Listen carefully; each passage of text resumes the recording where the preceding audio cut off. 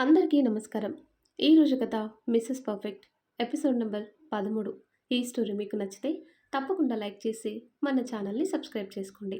ఇక స్టోరీలోకి వెళ్దాం. 1 గంట వరకు రెస్ట్ తీసుకుంది. అలారం పెట్టుకోవడంతో 4 గంటలకి లేచి స్నానం చేసి కిందికొచ్చింది సమీర. సుమిత్ర తన గదిలో నిద్రపోతుంది. డైనింగ్ టేబుల్ దగ్గర కూర్చొని హాట్ బాక్స్లన్నీ చూసింది. ఈవినింగ్కి సరిపడా ఉన్నాయి. ఒకవేళ తిన్నా దెప్పి పొడుస్తుందని ఇడ్లీ వేసుకుని తన మటుకు చట్నీ చేసుకుని హాల్లో కూర్చుంది. ఏంటి మా ఈ టైంలో టిఫిన్ చేస్తున్నావు? మధ్యాహ్నం భోజనం చేయలేదా? లోపలికొస్తూనే అడిగారు నరేష్ గారు.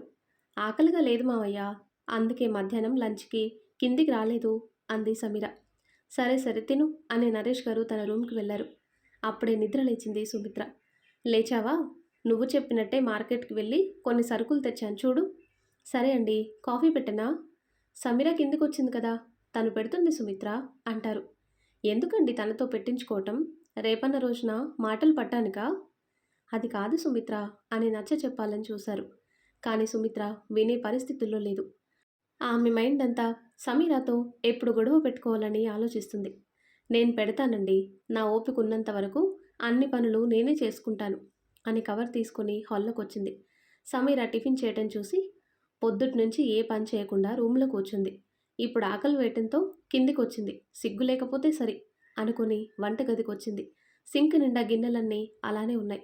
స్టవ్ నీట్గా లేకపోవటం చూసి కోపంగా బయటకొచ్చి, సమీరా ఏంటత్తమ్మా అంది హ్యాండ్ వాష్ చేసుకుంటూ. నువ్వు తినటం అయిందా? ఇప్పుడే అయిందత్తమ్మా అంది చున్నీతో చేయి తుడుచుకుంటూ. సింక్లో గిన్నెలు కడిగి స్టవ్ క్లీన్ చేయి, ఈలోపు స్నాక్స్ వండుతాను. సరే అత్తమ్మా అని లోపలికొచ్చి గిన్నెలన్నీ తోమటం మొదలుపెట్టింది. ఈలోపు సుమిత్ర వేడివేడి బజ్జీలు వేసి చట్నీ చేసి స్టవ్పై కాఫీ పెట్టింది. అన్నీ అయ్యేసరికి అరగంట పట్టింది.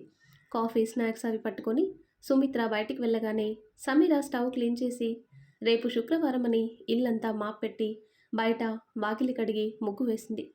హాల్లో కూర్చొని బజ్జీకి చట్నీ తగిలించి ఇష్టంగా తింటుంది సుమిత్ర. వాకిట్లో సమీర ముగ్గు పెట్టడం చూసి మూతి తిప్పుకొని, ఏవండి? ఏంటి సుమిత్ర, మీరు ఖాళీగానే ఉంటున్నారు కదా, టైంపాస్కి ఏదన్నా చిన్న బిజినెస్ పెట్టొచ్చు కదా. మన అబ్బాయి కార్తీక్ ఎలానో ఉన్నాడు కదా, పెట్టుబడి వాడు పెట్టుకుంటాడు, ఏమంటారు అని తింటూనే అడిగింది. ఇప్పుడు ఈ ఆలోచన నీకెందుకు వచ్చింది అంటారు. ఎందుకొచ్చిందంటే, ఇప్పుడు కాకపోయినా రేపన్న రోజున కార్తీక్ వేరే కాపురం పెడతాడు. అప్పుడు మనం వాడి దగ్గర చేయి చాపలేము. పెత్తనమంతా కోడలదవుతుంది. అందుకే మనం ఇప్పటి నుంచే ముందు జాగ్రత్తగా ఉంటే బాగుంటుందని నా అభిప్రాయం. ఏమంటారు? తన భార్య మాటలకి మనసులోనే ఆలోచనలో పడ్డారు నరేష్ గారు. చాలాసేపు అయినా మాట్లాడలేదు. ఏంటండి ఏం మాట్లాడటం లేదు? రేపు పిల్లలు పుట్టాక వాడు ఖచ్చితంగా సపరేట్ అడుగుతాడు. అప్పుడు మనం సపరేట్ ఇవ్వాల్సిందే కదా అంటుంది సుమిత్ర. కాస్త నువ్వు శాంతంగా ఉంటే మన ఇల్లు కూడా శాంతంగా ఉంటుంది. మనందరం కలిసి ఉండాలి అన్నా విడిపోవాలన్నా అంతా నీ చేతుల్లోనే ఉంది. సర్దుకుపోయే మనస్తత్వం కాస్త అలవాటు చేసుకో సుమిత్ర, అంతా నీ మంచికే చెప్తున్నాను అని నరేష్ గారు తన రూమ్కి వెళ్ళారు. నా మాటలు ఇప్పుడు కాదు, రేపన్న రోజున మీకు అర్థమవుతాయి అని విసుక్కుంది. ముగ్గు పెట్టి లోపలికొచ్చింది సమీర. సమీరా, ఏంటత్తమ్మా? కార్తీక్ రాగానే వాడికి బజ్జీలు పెట్టు. ఆయన ఆయిల్ ఫుడ్ తినరు కదా అత్తమ్మా, బజ్జీలో ఆయిల్ ఎక్కువ ఉండటం చూసి అంటుంది సమీర. నా కొడుకేం తింటాడో నాకు తెలీదా? నువ్వు చెప్తున్నావు, చెప్పింది చేయి సమీరా, ఉచిత సలహాలు ఇవ్వకు అంది. మీకు ఉచిత సలహాలు నేనెందుకు ఇస్తానత్తమ్మా? ఆయన ఇష్టాలేంటో తెలుసుకున్నాను కాబట్టి ఆయిల్ ఫుడ్ తినరు అని చెప్పాను అంటుంది సమీర. నా కొడుకు ఏం తింటాడో నాకు బాగా తెలుసు. నిన్న కాక మొన్నొచ్చిన దానివి నీకేం తెలుసు? పొద్దున్నుంచి ఏ పని చేయకుండా మంచం మీద పడుకున్నావు. కార్తీక్ వచ్చే టైం అయిందని కిందకొచ్చి శుభ్రం చేయటం మొదలుపెట్టావు. మరి వాడి దృష్టిలో పనంతా నువ్వే చేస్తున్నట్టు బిల్డప్ ఇవ్వాలి కదా అని నవ్వుతూ అంది. నేను కిందికి రాలేక కాదత్తమ్మా, నా ముఖం చూస్తేనే మీరు ఓర్వలేకపోతున్నారు. పైగా పెట్టింది తిను, టైంకి కిందికి రాని నన్ను ఒక పరాయి మనిషిగా చూశారు. మీ మాటలు చాలా బాధ కలిగిస్తున్నాయి నాకు, అందుకే నేను కిందికి రాలేదు అని సమీర అనగానే సుమిత్ర కార్తీక్ రావటం చూసి తన డ్రామా మొదలుపెట్టింది. భలే మాట్లాడుతున్నావు సమీరా, నా స్థానంలో మీ అమ్మ కనుక ఉంటే నువ్వు ఇలానే అలకతో రూమ్లో ఉండేదానివా? నా కూతురు సునీత ఎంతో నువ్వు అంతే అనుకున్నాను. కానీ నువ్వు కోడలిగా ఉంటున్నావు కానీ కూతురుగా ఇంట్లో కలిసి ఉండటం లేదు. కిందికి వస్తున్నావు, నేనేదో చిన్న మాట అంటే చాలు క్షణం కూడా ఆలస్యం చేయకుండా రూమ్కి వెళ్ళిపోయి సాయంత్రం 4 ఆ టైంకి కిందికొస్తున్నావు. మరి నువ్విలా నడుచుకుంటే ఎలా అమ్మా? అంది సుమిత్ర. నేను రోజూ నా రూమ్‌లో ఉండటం లేదు కదా అత్తమ్మ. మీరంటున్నారు కదా! మీ స్థానంలో అమ్ముంటే కనుక ఇలానే చేస్తానా అని. అమ్మ ఎప్పుడూ తిండి దగ్గర మనసు బాధపడేలా మాట్లాడదత్తమ్మా. ఎందుకంటే కన్న తల్లెప్పుడు కూతురు కడుపు కోసమే చూస్తుంది కాబట్టి అంది సమీర. అంటే నీ ఉద్దేశం ఏంటి సమీర? మీ అమ్మ మంచిది, నేను చెడ్డదాన్ననా? అలా అని నేననలేదత్తమ్మా. మరి నీ మాటలకు అర్థం అదే కదా! నిన్న జరిగిన గొడవ కిచెన్ రూమ్‌లో మీ మావయ్య గారితో డిస్కషన్ చేయటం అవసరమా? అంటుంది సుమిత్ర. మాట్లాడలేదు సమీర. నేనన్న మాటలు మా ఆయనకి చెప్తున్నావు సరే. నువ్వు నిన్న నా రూమ్‌కి వచ్చి నవ్వావు కదా!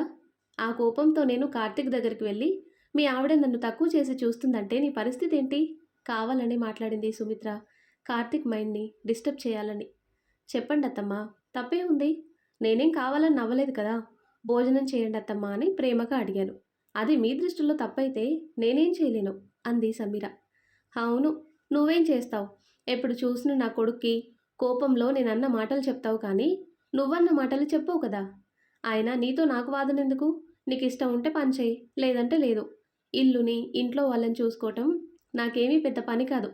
ఒక్కదాన్నే ఇన్ని సంవత్సరాలన్నీ చూసుకున్నాను. ఇప్పుడు కూడా అలానే చూసుకుంటాను అని కోపంగా కిచెన్ రూమ్‌కి వెళ్ళింది. తన అత్తగారి మాటలకి మనసులోనే విరక్తి చెంది, నుదుటిన పట్టిన చెమట తుడుచుకొని వెనక్కి తిరిగి ఎదురుగా గుమ్మానికి ఆనుకుని ఉన్న కార్తీక్‌ని చూడగానే మనసులోనే షాక్ అయింది. కార్తీక్, ఎప్పుడొచ్చావు? ఇప్పుడే వచ్చాను సమీర. కాస్త కాఫీ పట్టుకునిరా అని తన రూమ్‌కి వెళ్ళాడు. వంటగదిలో నక్కి నక్కి చూస్తున్న సుమిత్ర తన కొడుకు, కోడల్ని తిట్టకపోవటంతో చిరాకు పడింది. కాఫీ కప్ పట్టుకొని రూమ్‌కి వచ్చింది సమీర. మనసులో ఉన్న చిరాకు, కోపం, విసుగు అన్నీ వదిలేసి చిరునవ్వుతో కార్తీక్ ఎదురుగా నిలబడి, గుడ్ ఈవినింగ్ శ్రీవారు, కాఫీ తీసుకోండి అంది. థ్యాంక్ యూ సమీర అని కప్పు తీసుకొని సిప్ చేశాడు. ట్రేలో ఉన్న బజ్జీలు అతన్ని ఎదురుగా పెట్టి, తింటారా లేదంటే బ్రెడ్ ఆమ్లెట్ వేయనా అంటుంది. కాఫీ సిప్ చేస్తూ బజ్జీల్ని చూసి, అంత ఆయిల్ ఎందుకు వేయటం, మతికాని పోయిందా నీకు అన్నాడు కాఫీ కప్ పక్కన పెడుతూ. ఈ మాట నన్ను కాదు, బజ్జీలు వేసిన మీ అమ్మగారిని అనండి. బ్యాగ్లో లంచ్ బాక్స్ తీస్తూ అంది. అమ్మ వేసిందా? హా అవును, అత్తమ్మ వేసింది. బట్టలు తీస్తాను, స్నానం చేసి రండి, తినడానికి ఏమన్నా తీసుకొని వస్తాను అని బజ్జీల ప్లేట్ పట్టుకొని కిందికొచ్చింది. సుమిత్ర కాయగూరలు సర్దుతుంది. సమీర సైలెంట్గా బ్రెడ్ ఆమ్లెట్ వేసి తన రూమ్కి వెళ్ళింది. నా వంటలు ఎందుకు నచ్చుతాయి నా కొడుక్కి? ఈ మహాతల్లి ఏదో మందు రాసి ఉంటుంది నా కొడుక్కి. లేదంటే నేను వండిన వంటలు ఎంత ఇష్టంగా తినేవాడు అనుకుని తనలో తానే బాధపడింది కార్తీక్ గురించి ఆలోచిస్తూ. ఫ్రెష్ అయ్యి బయటకొచ్చాడు కార్తీక్. కార్తీక్, తిను, లేదంటే చల్లారిపోతుంది. చేతిలో ఉన్న ప్లేట్ పక్కన పెట్టి అతని చేతికి బట్టలు ఇచ్చింది. ఆమె ఇచ్చిన బట్టలు పక్కన పెట్టి సమీర చేతిని పట్టుకున్నాడు. ఏమైంది అన్నట్టు చూసింది. ఏంటి, ఇద్దరి మధ్యన రోజు రోజుకి గొడవ ఎక్కువ అవుతుంది సూటిగా అడిగాడు. విషయం అర్థమైంది సమీరాకి. కార్తీక్ గొడవంతా విన్నాడని. చెప్పు సమీరా. అది మీ అమ్మగారిని అడగండి. ఆవిడన్న మాటలు చెప్పినా నా కోసం నా కొడుక్కి ఎందుకు తప్పుగా చెప్పావని నా మీద గొడవకొస్తుంది. ఇప్పటికే చాలా ఓర్చుకుంటున్నాను. ఓర్పు లేకపోతే కష్టం, లేదంటే బంధుత్వం కాస్త శత్రువు అవుతుంది. అలా అవటం నాకు ఇష్టం లేదు అంటుంది సమీర. సమీరా అంటూ ప్రేమగా ఆమెని గుండెలకి హత్తుకున్నాడు. ఎందుకో దుఃఖం ఆపుకోలేకపోయింది సమీర. నువ్వు ఆఫీస్కి వెళ్ళిన దగ్గర నుంచి కష్టంగా ఉంటుంది హబ్బీ. ప్లీజ్ నువ్వైనా అత్తమ్మకు చెప్పు. నేను మీ ఇద్దరిని విడదీయటం లేదు. చెప్పాలంటే నాకు అసలు ఆ ఉద్దేశం లేదు. నిజంగా వేరే కాపురం పెట్టే ఉద్దేశం ఉంటే ఈ పాటికి మనం వేరే ఇంట్లో ఉండేవాళ్ళం. కానీ నేను అలా చేయలేదు కదా. మరెందుకు అత్తమ్మకి నేనంటేనే ఇష్టం ఉండటం లేదు? నాలో ఏం మార్పు వచ్చింది కార్తీక్ అని ఏడుస్తూ అడిగింది. సమీర అలా ఏడ్చేసరికి మనసులోనే బాధపడ్డాడు కార్తీక్. ఊరుకో, ఎందుకు ఏడుస్తున్నావు? చూడు, అస్సలు ఏడవకు. అమ్మతో నేను మాట్లాడతాను. ఎందుకు అలా మాట్లాడుతుందో. నువ్వేడవకు సమీరా అని ఆమెని ఓదార్చి, కన్నీరనేది రానివ్వకు, నేను మాట్లాడతాను కదా, ప్లీజ్ సమీరా అని ఆమె చెంపలపై కన్నీరు తుడిచాడు. తనని తాను కంట్రోల్ చేసుకుని బెడ్ మీద కూర్చుంది.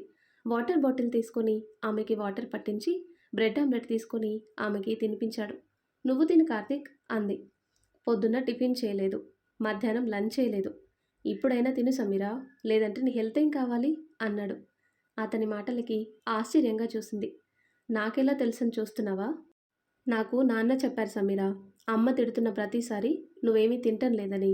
ఏంటి, మామయ్య గారు చెప్పారా? నమ్మలేక అడిగింది. అవును. అమ్మ మీద కోపం తిండి మీదెందుకు చూపించటం చెప్పు అంటాడు. అలాంటిదేం లేదండి. లేవగానే నేను ఇడ్లీ తిన్నాను అని అతని భుజంపై వాలింది. ఏమైంది?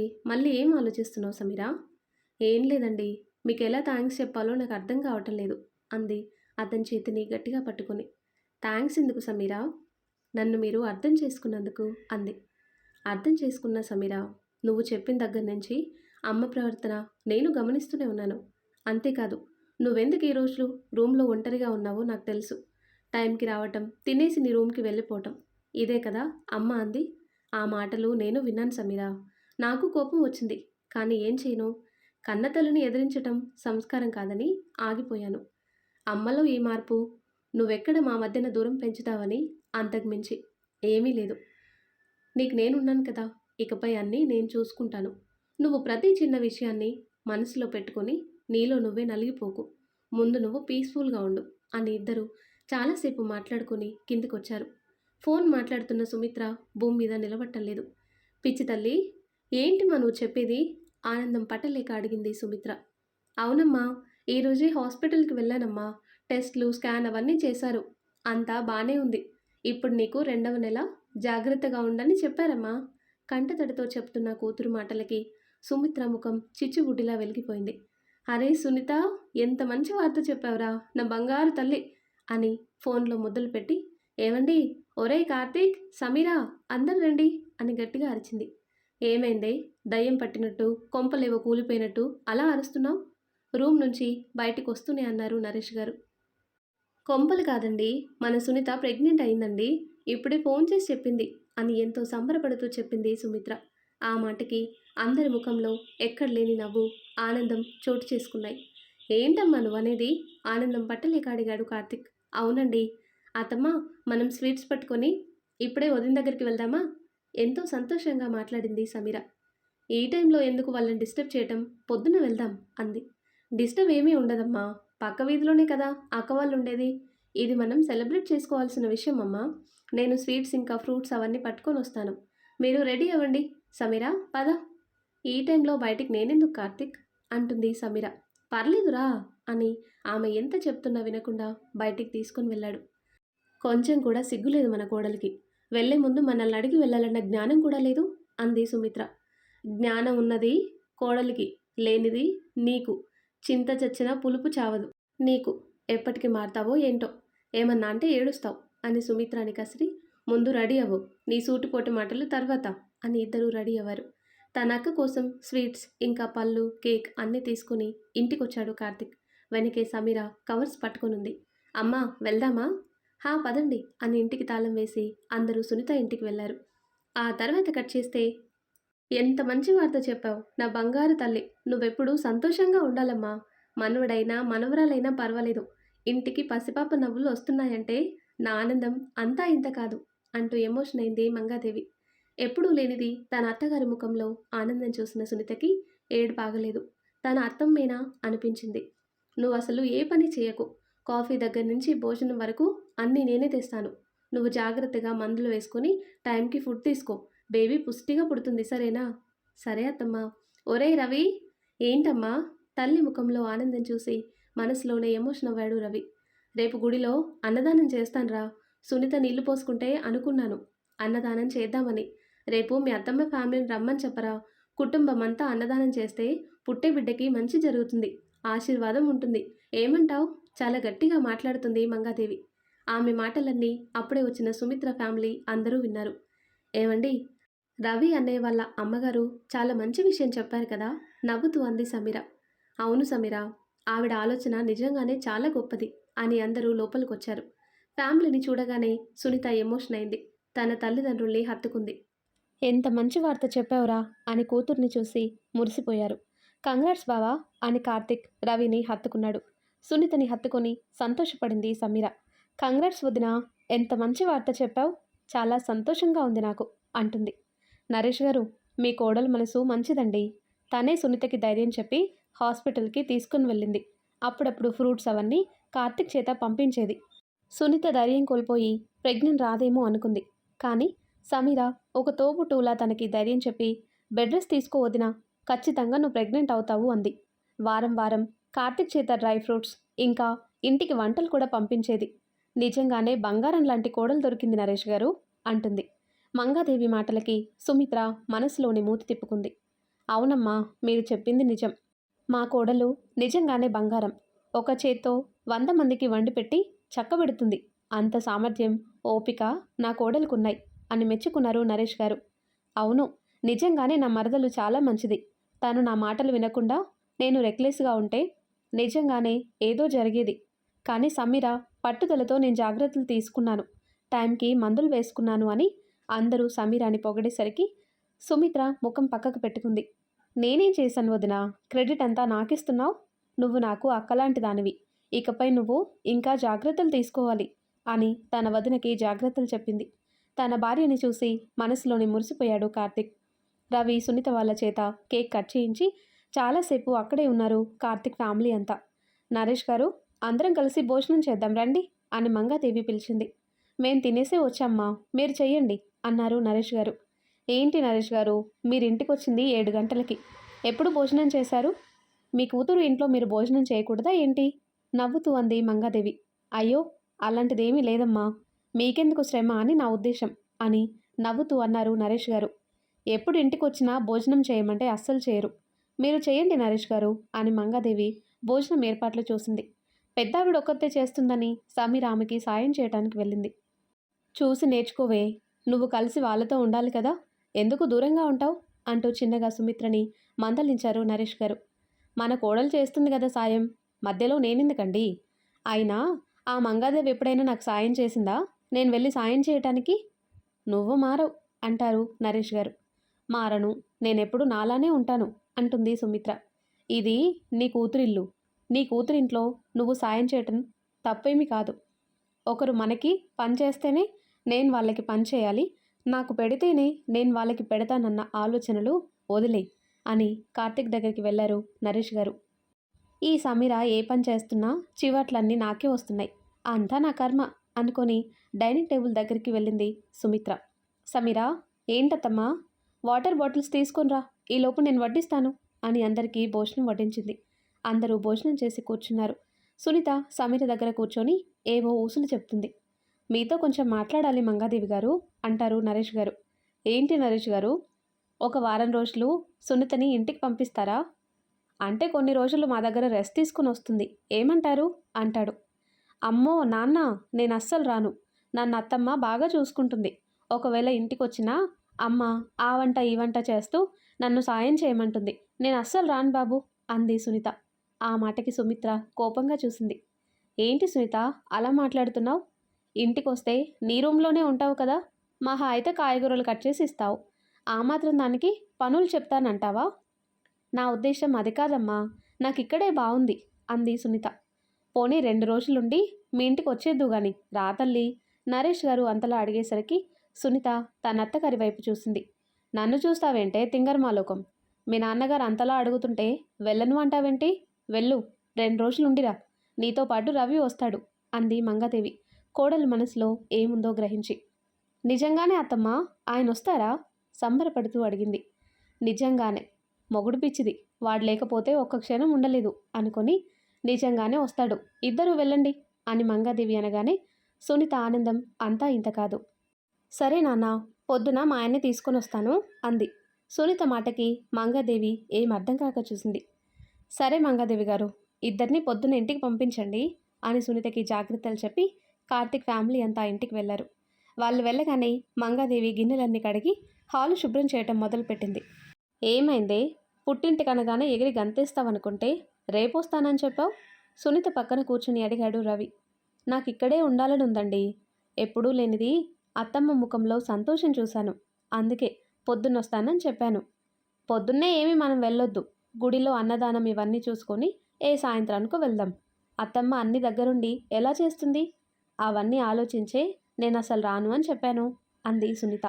ఓసిని, పైకి తింగర్లా కనిపిస్తావు కానీ నీకెంత తెలివే, ఈ మధ్యన బాగానే ఆలోచిస్తున్నావు మా అమ్మ కోసం నవ్వుతూ అన్నాడు రవి.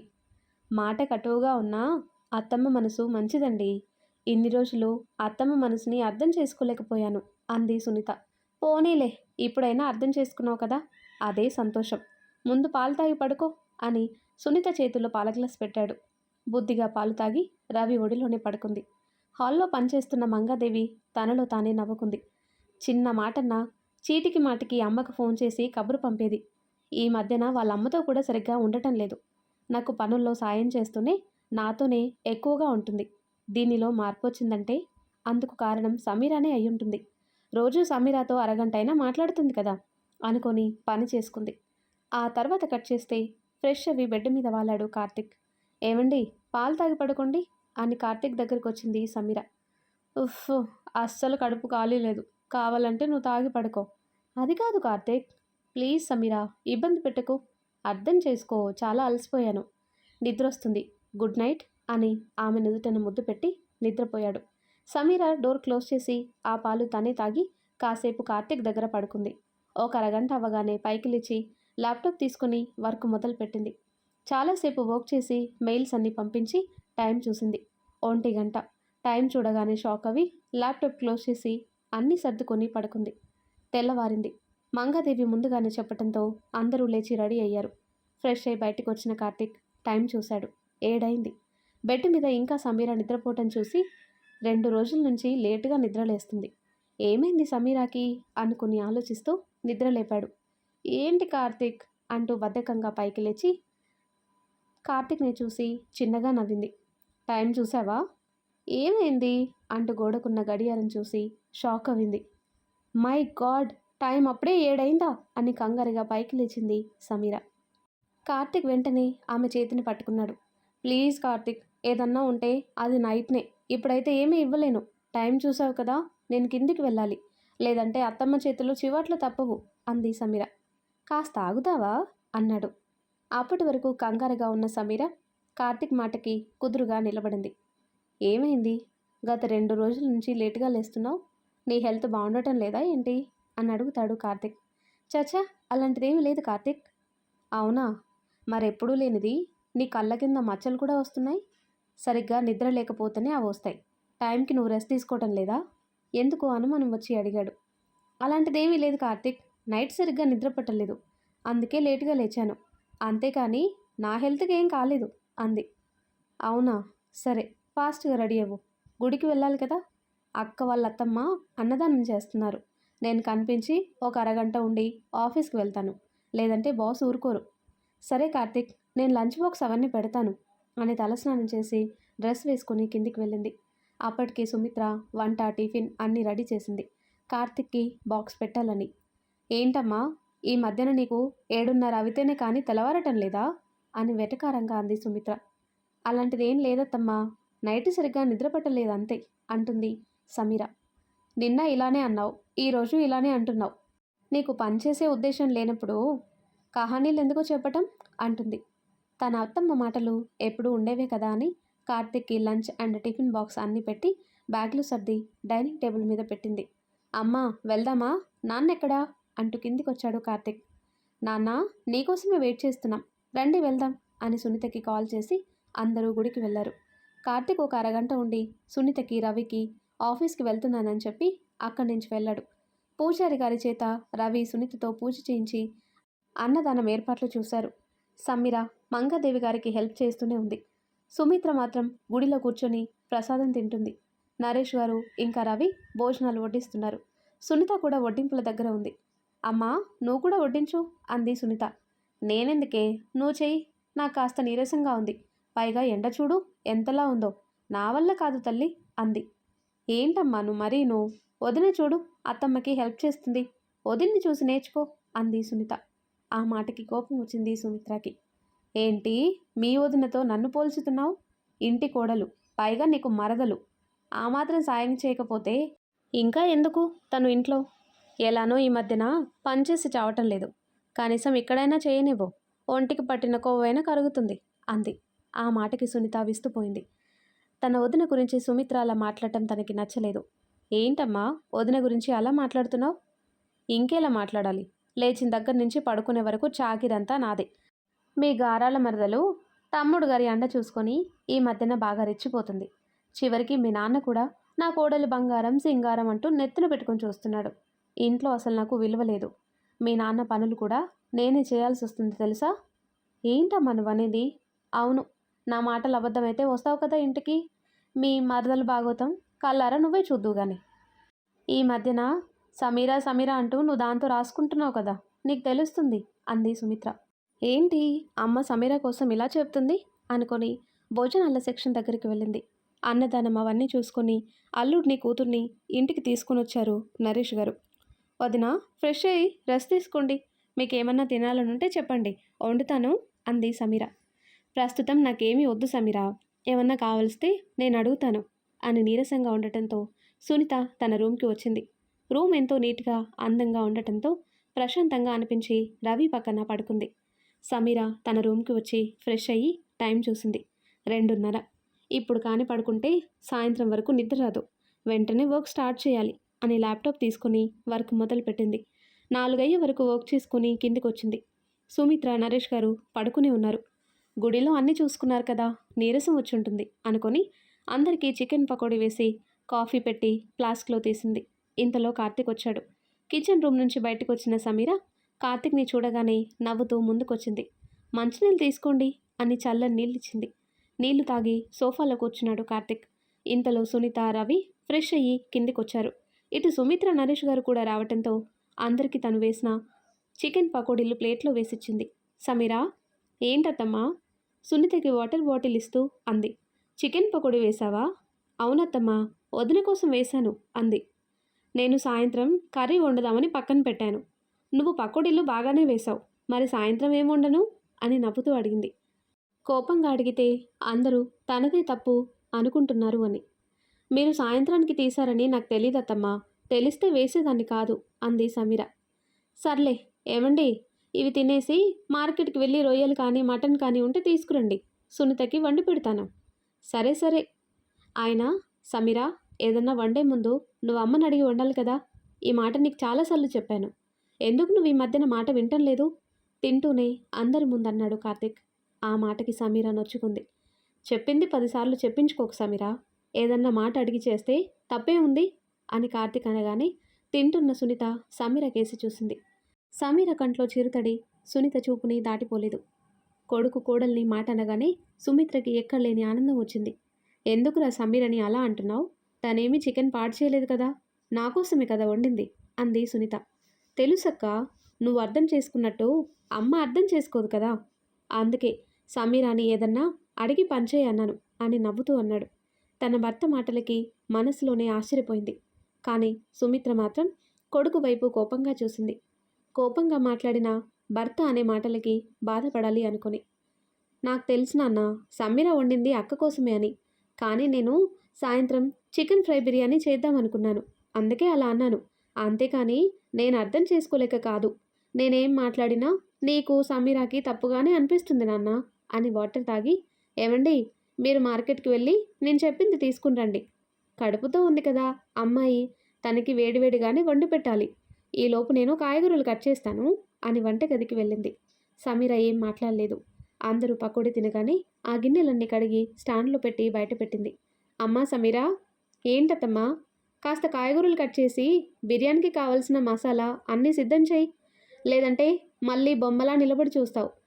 మీరు చెప్తేనే కదా అత్తమ్మ నేను పనిచేసేది అని, తొందరగా కానివ్వు అని వాటర్ తాగి హాల్లోకి వచ్చింది. సునీత సోఫాలో కూర్చొని తల్లి పద్ధతి గమనిస్తూనే ఉంది. ఇంట్లో అత్తమ్మ చిన్న మాట అని తిరగబడేతాను. సుమిత్ర ఎన్ని మాటలన్నా సమీర సైలెంట్గా ఉండటం చూసి ఆలోచనలో పడింది. అమ్మా సునీత, ఏంటమ్మా? నీ రూమ్ రేపు సమీర చేత శుభ్రం చేయిస్తాను. ఎందుకు శుభ్రం చేయించటం? అంటే నేనేమీ క్లీన్ చేయలేదు, ఈ మధ్యన బాగా కాళ్ళ నొప్పులు తలనొప్పి వస్తుంది, అందుకే ఏ పని చేయలేకపోతున్నాను అంది సుమిత్ర. నా రూమ్ చాలా నీట్గా ఉందమ్మా, సమీర ఎప్పటికప్పుడు శుభ్రం చేస్తుంది కదా, ఫోన్లో తనకి చెప్పాను నా రూమ్ నీట్గా ఉంచమని. ఏంటి, నువ్వు సమీరకి చెప్పావా? అవునమ్మా, నా రూమ్ బాగుంటుంది కదా, తనని వాడుకోమని చెప్పాను, ఎందుకు అలా అడుగుతున్నావు? అర్థం కాక అడిగింది సునీత. ఎందుకు అలా అడుగుతుందంటే, సమీరాని నీ రూమ్కి వెళ్ళొద్దని అమ్మ కండిషన్ పెట్టిందక్క. ఫ్రెష్ అయ్యి మెట్లు దిగుతూ అన్నాడు కార్తిక్. ఏంటి, సమీరాని నా రూమ్కి వెళ్ళొద్దని చెప్పావా? ఆశ్చర్యంతో అడిగింది సునీత. అవునమ్మా. ఎందుకమ్మా, తనేమీ పరాయిది కాదు కదా, మన ఇంటి కోడలు, నువ్వెందుకలా అన్నావు? సూటిగా తల్లిని నిలదీసింది సునీత. కార్తీక్ సైలెంట్గా తన అక్క పక్కన కూర్చున్నాడు. వంటగదిలో కాయగూరలు కట్ చేస్తున్న సమీర ఆ మాటలు విని తనలో తానే బాధపడింది. అంటే నీ రూమ్ అంటే చాలా ఇష్టం కదా, ఎవరొచ్చినా నీకు నచ్చదు. సమీర నీ రూమ్లో స్నానం చేస్తుందని నీకు తెలిస్తే ఎక్కడ తనని తిడతావని భయం వేసి వద్దని చెప్పానమ్మా అంది సుమిత్ర. తిడతానని నీకు నేను చెప్పానా అంటుంది సునీత. నా ఉద్దేశం అది కాదురా, ఎక్కడ మీ మధ్యన గొడవలు వస్తాయని ఆలోచించి నేనే సమీరాని ఆ రూమ్కి వెళ్ళొద్దని చెప్పాను. చాలా మంచి పని చేశావమ్మా. ఎందుకు నువ్వు ఇలా తయారయ్యావు? సమీరాని స్నానం చెయ్యమందే నేను. ఏంటమ్మా నువ్వు వెనక ముందు ఆలోచించుకోకుండా మాట వదిలేస్తున్నావు? మాట అనే ముందు నువ్వు 1కి 10 సార్లు ఆలోచించు. సమీర తమ్ముడి భార్య అని కోపంగా చెప్పి బయట గార్డెన్లోకి వెళ్ళింది. సుమిత్ర తనలో తానే పళ్ళు నూరుకుంది. ఏంట్రా ఈ మధ్యన నువ్వు మీ ఆవిడ్ని బాగానే వెనకేసుకొని వస్తున్నావు అంటుంది. వెనకేసుకొని రావటం ఏంటమ్మా? తన తప్పు లేదని చెప్తున్నాను. చూస్తున్నాను, అన్నీ చూస్తున్నాను. మీ అక్క దృష్టిలో ఇప్పుడు నన్ను చెడ్డదాన్ని చేశావు. నీకు సంతోషంగా ఉంది కదా? అలా చేసింది నేను కాదమ్మా, నీకు నువ్వే అన్నీ చేసుకున్నావు అని కార్తిక్ బయటికి వెళ్ళగానే సుమిత్ర తనలో తానే బాధపడింది. నిన్న కాక మొన్నొచ్చిన పెళ్ళాం విడికి ఎక్కువైపోయింది. కనిపించిన నేను మాత్రం చేదైపోయాను అనుకుని బాధగా తన రూమ్కి వెళ్ళింది. మార్కెట్ నుండి ఇంటికి వచ్చారు నరేష్ గారు. సమీర కిచెన్ రూమ్ నుంచి బయటకు వచ్చి మామగారికి చల్లని మజ్జిగ ఇచ్చింది. బయట కూర్చున్న సునీత అవన్నీ గమనిస్తూనే ఉంది.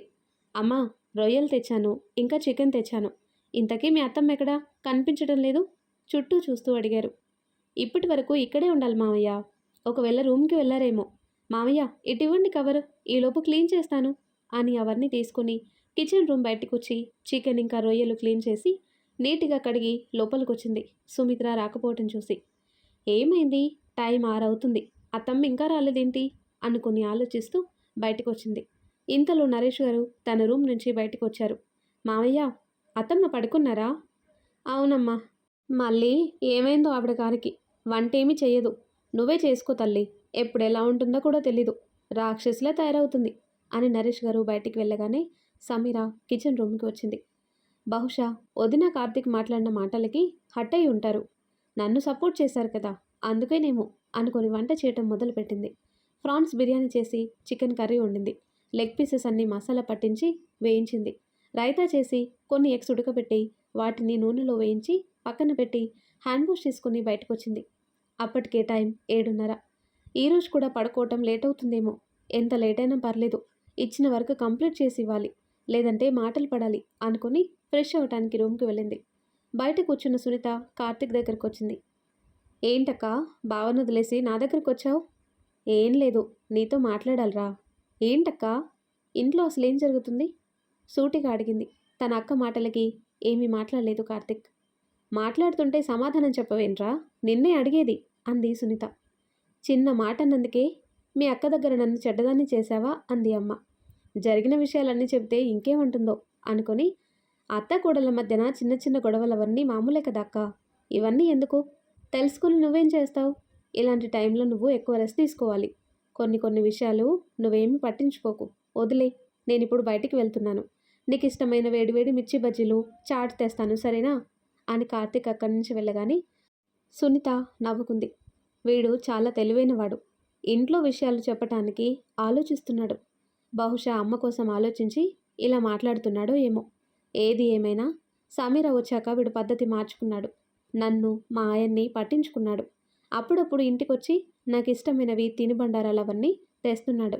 ఏది ఏమైనా వీడు ఇలానే ఉండాలి. అమ్మలో మార్పు ఎందుకో నాకు అర్థం కావటం లేదు అనుకుంది సునీత. ఏంటమ్మా ఇక్కడ నిలబడున్నావు, లోపలికి రా, చీకటి పడుతుంది కదా అన్నారు నరేష్ గారు. మామూలుగానే బయటకు వచ్చాను నాన్న, పదండి లోపలికి వెళ్దాం. ఇంతకీ అమ్మేది ఎక్కడా కనిపించటం లేదు హాల్లో కూర్చుంటూ అడిగింది. ఈ మధ్యాహ్నం మీ అమ్మకి దయ్యం పట్టింది. ఏంటి నాన్న?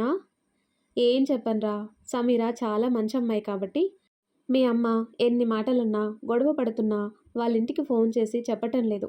అదే సమీర స్థానంలో ఎవరైనా ఉంటే ఇంట్లో రోజు కురుక్షేత్రమే. మీ అమ్మ బాగా మారిపోయింది అని జరిగిన విషయాలన్నీ నరేష్ గారు కూతురితో చెప్పుకొని బాధపడ్డారు. ఇందులో తమ్ముడు తప్పే ఉంది నాన్న, వాడు అమ్మ కోసం ఆలోచించే కదా పెత్తనం సమీర చేతిలో పెట్టాడు, అందులో తప్పే ఉంది. అదే పెద్ద తప్పని మీ అమ్మ ఫీలింగ్ రా. ఆ విషయం మనసులో పెట్టుకొని రోజు సమీరాని ఏదోటి అంటూ సాధించుకొని తింటుంది. మీ అమ్మకు బుద్ధి రావాలంటే మీ తమ్ముడు వేరే కాపురం పెట్టాలి, అప్పుడు కానీ బుద్ధి రాదు అంటాడు. తన తండ్రి మాటలకి ఆశ్చర్యంగా చూసింది సునీత. ఏంట్రా అలా చూస్తున్నావు? అదేంటి నాన్న అలా అంటున్నారు? మరేం చేయనురా, మీ అమ్మే కనుక ఇలానే ఉంటే నేనే సపరేట్ చేస్తాను. తెలుస్తుంది కోడలు విలువ, కొడుకు విలువని. నువ్వే చెప్పు, మీ అత్తగారు నిన్న ఒక మాట అంటే మీ అమ్మ ఏం చేసేది? కనీసం ఆడపిల్లనిచ్చానన్న విషయం మర్చిపోయి ఇంటికొచ్చి మరీ గొడవ పెట్టుకునేది, అవునా కాదా?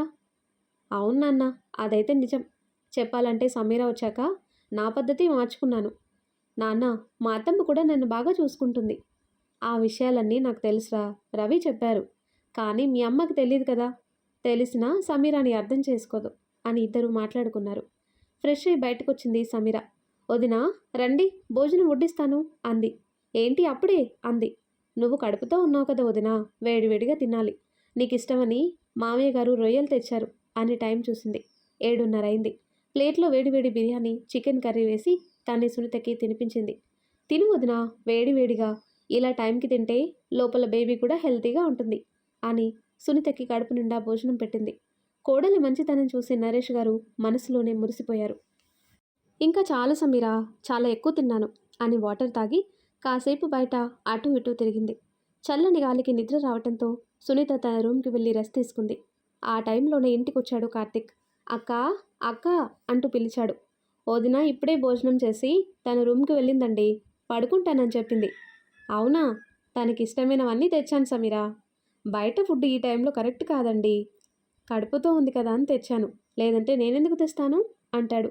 సరే అండి, వదిన తన రూమ్లోనే ఉంది, మీరే ఇవ్వండి. ఈలోపు మామయ్య గారికి, రవి అన్నయ్యకి భోజనం వడ్డిస్తాను. సరే సరే, నేను ఫ్రెష్ అయ్యి వస్తాను అని కార్తిక్ సునీత రూమ్కి వెళ్ళాడు. ఆమె నిద్రపోవటం చూసి తెచ్చినవన్నీ టేబుల్ మీద పెట్టి తన రూమ్కి వెళ్ళాడు. కోపంతో బిగుసుకుని మంచంపై కూర్చున్న సుమిత్ర కూతురు కడుపుతో ఉందన్న విషయం గుర్తొచ్చి వంట చేద్దామని బయటకు వచ్చింది.